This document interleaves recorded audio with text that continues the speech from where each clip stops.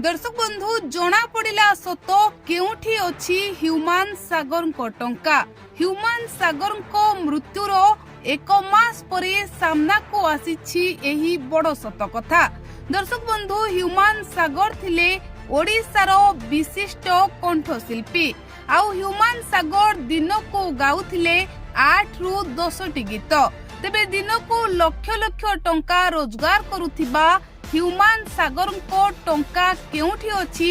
Human सागर को मृत्यु परे एही प्रश्न करिथिले ओडिशावासी। समस्तको मनरे प्रश्न थिला जे ह्यूमान सागर गीत गाई रोजगार करुथिबा लक्ष लक्ष टंका केउठी रखिछंती।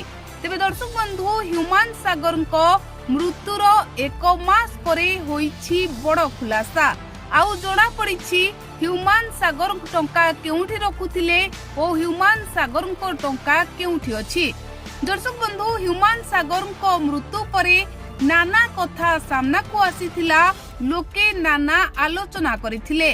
आउ यार भितरे सबुठो बड़ प्रश्न सारा ओडिशावासी मनरे सृष्टि हेउथिला जे ह्यूमान सागर दिन को लक्ष लक्ष टंका रोजगार करुथिबा बेले एही टंका काहा पाखरे अछि ओ ह्यूमान सागर को टंका को किए रखिछि।